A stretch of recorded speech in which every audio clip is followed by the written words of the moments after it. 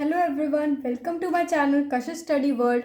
So today in this video we are going to do noun and pronoun in one shot.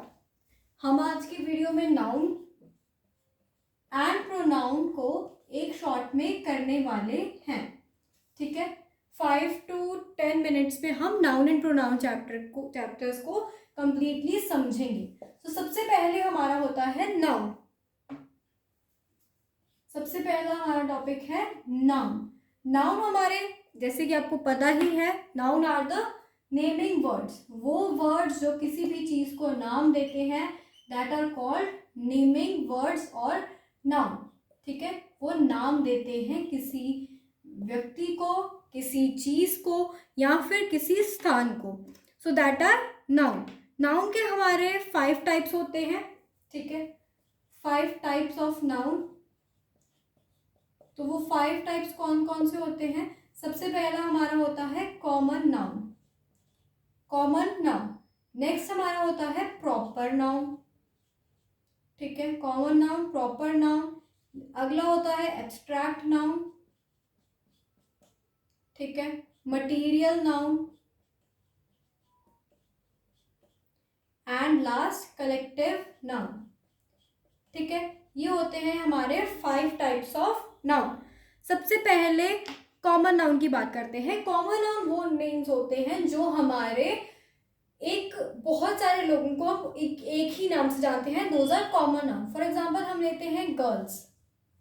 Girls हमारी लड़कियों को कहते हैं. वो बहुत सारी लड़कियों के लिए एक ही नाम यूज होता है, girls. So that is common noun. Books ले लो, है ना, सिटी ले लो, that these are common noun. Next हमारे होते हैं प्रॉपर नाउन, जो एक ही व्यक्ति के लिए, एक ही किसी जगह के लिए या फिर एक ही चीज के लिए यूज होते हैं. That are proper noun. For example हम लेते हैं कशिश.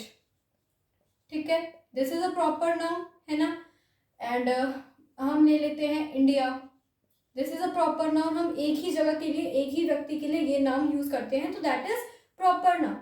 एब्स्ट्रैक्ट नाउन वो होते हैं जो फीलिंग्स होती हैं हमारी, जितनी भी हमारी फीलिंग्स होगी, जिन्हें हम देख नहीं सकते, टच नहीं कर सकते, जस्ट फील कर सकते हैं, that are abstract noun.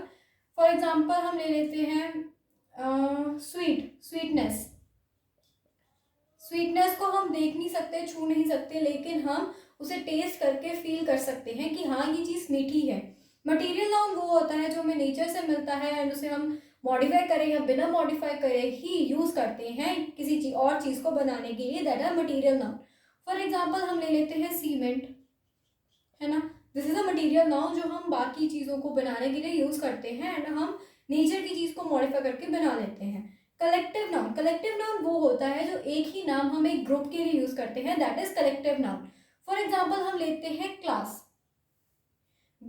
Students are sitting in a class. तो वो रूम जिसमें बहुत सारे बच्चे बैठे हैं, पढ़ रहे हैं, दैट इज कॉल्ड क्लास. तो हम वो एक ही नेम को एक बड़े ग्रुप के लिए यूज कर रहे हैं. So this is collective noun. तो यहाँ पर हमारा नाउन चैप्टर खत्म होता है एंड अब हम शुरू करते हैं प्रोनाउन. अब हम करते हैं प्रोनाउन. सो प्रोनाउन वो वर्ड्स होते हैं जो हमारे नाउन की जगह यूज होते हैं. Pronoun use in place of noun. Use in place of noun. Noun की जगह यूज होने वाले वर्ड्स हम प्रोनाउन कहते हैं एंड इनसे हमारे नाउन की रेपिटेशन नहीं होती, क्योंकि बार बार एक ही वर्ड को हम रिपीट करते हैं तो वो अजीब लगता है. सो उसकी जगह हम यूज करते हैं प्रोनाउन. नाउन की जगह प्रोनाउन यूज कर लेते हैं. जो प्रोनाउन होते हैं उनके 8 टाइप्स होते हैं. 8 टाइप्स होते हैं, 8 टाइप्स ऑफ प्रोनाउन होते हैं. सबसे पहले हमारा होता है पर्सनल प्रोनाउन. सबसे पहले हमारा होता है पर्सनल प्रोनाउन. पर्सनल प्रोनाउन में हमारा फर्स्ट पर्सन आता है, ठीक है, सेकंड पर्सन आता है एंड थर्ड पर्सन आता है. फर्स्ट पर्सन माने जो बात कर रहा है, बोलने वाला, ठीक है, बोलने वाला. एंड सेकंड होता है सुनने वाला, जो हमारी कोई बोली हुई बात सुन रहा है, सुनने वाला. एंड थर्ड पर्सन हो रहा है जिसके बारे में बात की जा रही है, जिसकी बात की गई हो. जिसकी बात की गई, तो that is third person. Next हमारे होते हैं रिफ्लेक्सिव प्रोनाउन। रिफ्लेक्सिव प्रोनाउन वो होते हैं जो रिफ्लेक्ट बैक करते हैं हमारे सब्जेक्ट को। For example, she does her work, she does her work, sorry, she does, she की जगह हम ले देते हैं I done my work myself.